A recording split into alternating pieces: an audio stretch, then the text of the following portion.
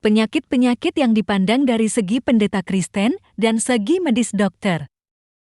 Masturbasi, menurut beberapa pendeta Kristen, masturbasi adalah perbuatan dosa karena di dalam aktivitas masturbasi terdapat faktor yaitu pikiran porno yang merangsang seseorang berpikir fantasi sehingga perbuatan masturbasi itu terjadi.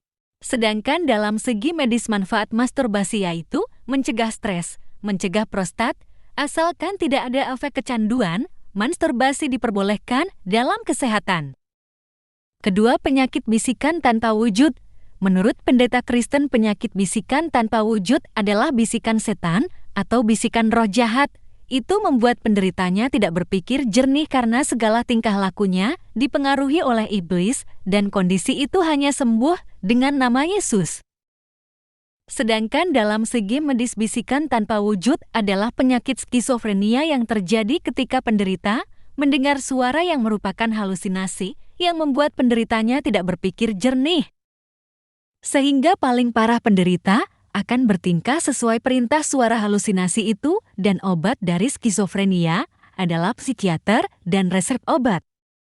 Ketiga, kerasukan. Menurut pendeta Kristen, kerasukan adalah pekerjaan roh jahat yang ingin menguasai tubuh seseorang, sehingga ketika dikuasai ia akan bertingkah sesuai gerakan roh jahat dan sembuh hanya dengan nama Yesus.